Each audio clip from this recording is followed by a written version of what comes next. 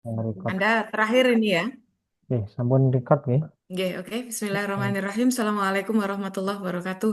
Waalaikumsalam. Eh, Bapak Ibu semuanya, khususnya Mas Azinuddin, Anda peserta terakhir ya di kelompok Anda Nggih, betul. untuk menyampaikan rencana atau rancangan aktualisasinya. Namun sebelum itu, Nggih. mari terlebih dahulu kita awali kegiatan seminar ini dengan bersama membaca basmalah. Bismillahirrahmanirrahim. Oke. Bismillahirrahmanirrahim. Untuk kesempatan pertama, Mas Azinuddin, Anda nanti kita berikan kesempatan untuk memaparkan rancangan Anda. 7 menit waktunya ya, silakan Baik, dimanfaatkan. Sampaikan hal-hal yang penting saja. Kemudian berikutnya nanti dilanjut dengan penguatan dari mentor ya. Selamat bergabung Pak Parmudi nggih, matur nuwun sudah bergabung bersama kami. Dan nanti terakhir penguji akan memberikan beberapa catatan atau konfirmasi serta klarifikasi gitu ya. baik. Monggo Mas bisa langsung Nggih. Hmm, silakan share screen. Waktu Anda 7 menit setelah terdisplay.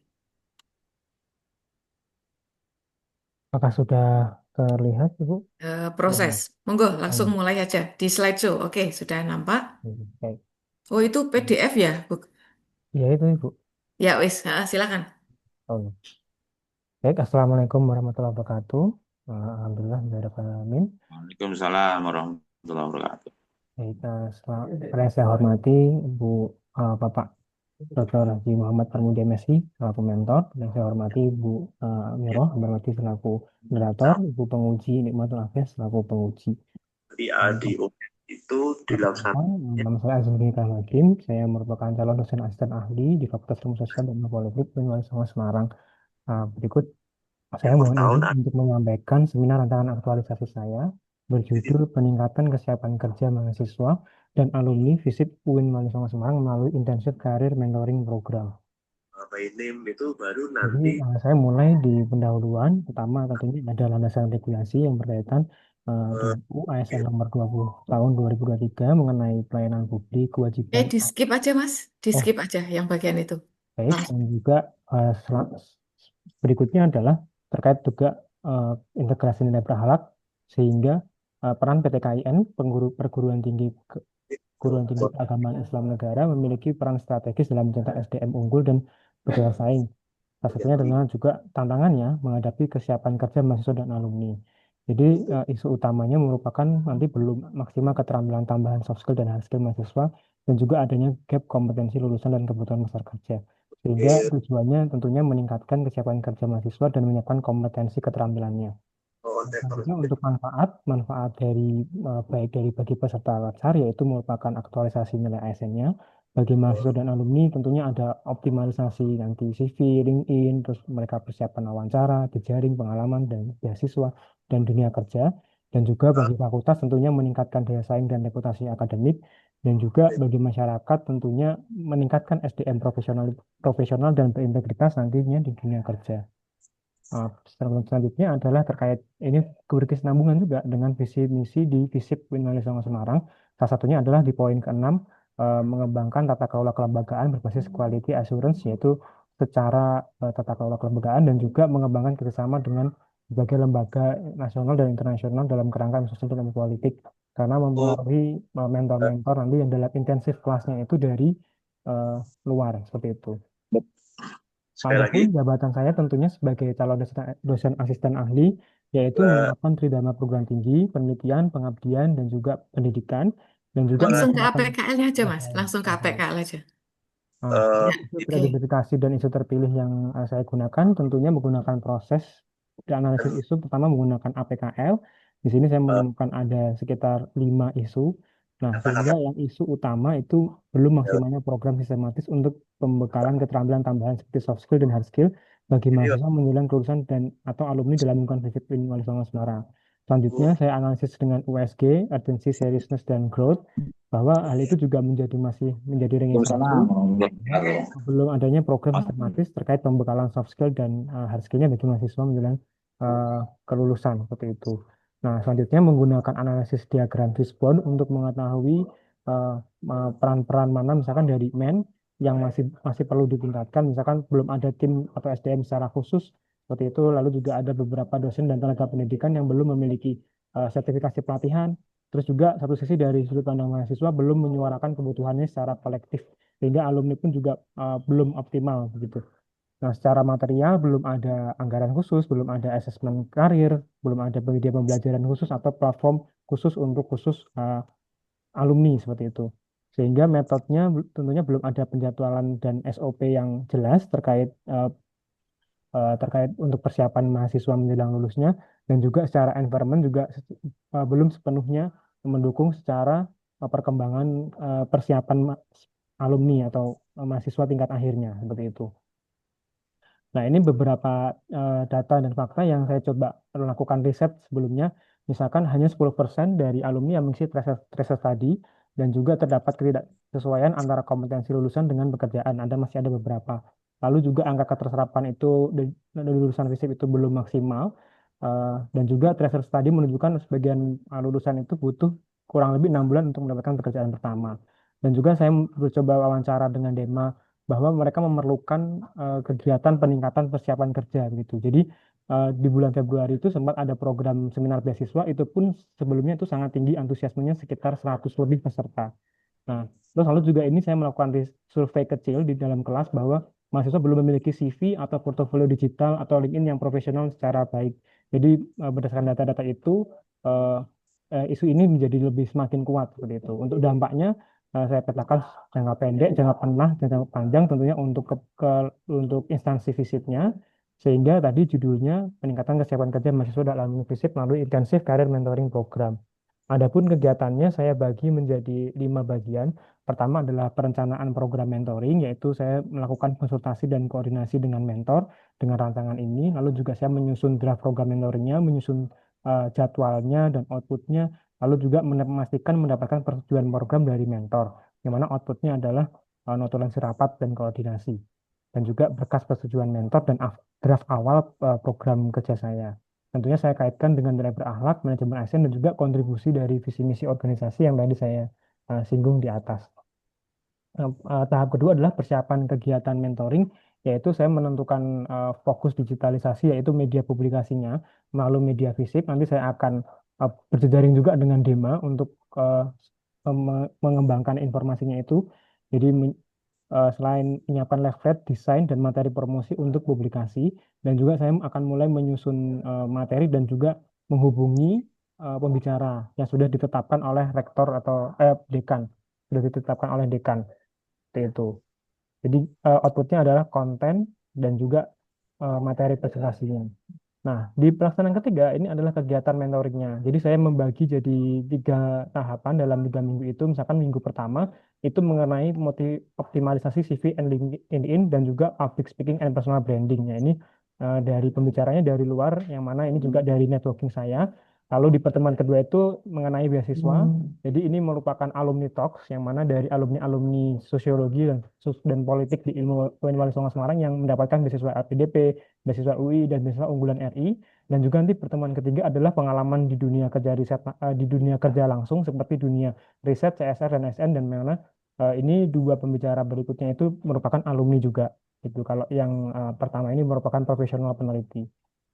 Itu lalu ada pelaksanaan publikasi kegiatan, mempublikasikan kegiatan setelah acara selesai, dan juga monitoring, evaluasi, dan tindak lanjut seperti melakukan survei setelah kegiatan berlangsung gitu, dan analisis terkait kepuasan peserta, sehingga nantinya akan bisa dibuat sebagai laporan atau policy brief seperti itu untuk fakultas.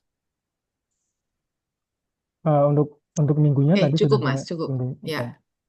Terima kasih banyak atas kesempatan yang diberikan. Mohon maaf bila ada salah kata. Terima kasih. Wassalamualaikum warahmatullahi wabarakatuh. Waalaikumsalam warahmatullahi wabarakatuh. Oke, bisa di stop Waalaikumsalam. share. Oke, baik. Untuk kesempatan selanjutnya, kami persilahkan ke Pak Parmuti berkenan memberikan penguatan, Pak, selaku mentor. Monggo kami silakan. Baik, terima kasih Ibu atas waktunya. Saya secara sederhana saja ya, bahwa setelah saya berdiskusi dengan Mas Azini, bahwa rencana aktualisasi ini bagi FISIP, ya saya selaku Wakil Dekan 3, ini adalah terobosan baru karena FISIP juga baru 10 tahun ini Bu ya. Wisuda itu dilaksanakan 4 kali ya, berdasarkan SK Rektor, edaran Rektor itu baru setahun ini ya. Ya mau 2 tahun inilah 4 kali ya. Februari, Mei, Agustus, dan November. Nah, untuk FISIP juga sekitar ada 200 alumnus ya, 200 sampai 300-an lah. Ini terakhir kemarin 134 periode Agustus.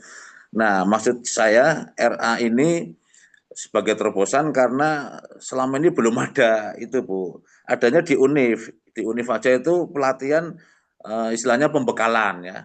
Di sana ada badan namanya Wali Songo Career Center ya. Nah ini nanti Mas Azin bagi saya tuh terima kasih ya, apresiasi nanti biar memotivasi para alumnus ya, karena di FISIP ada organisasinya Kalam ya, keluarga alumnus FISIP UIN Wali Songo, nanti bisa dikoordinasi atau dimobilisasi untuk mengikuti pelatihan ini ya sebagai sharing pengalaman ya. Ya, kalau selama wisuda ini memang ada beberapa alumnus yang sudah kuliah atau kerja diundang untuk memberikan motivasi.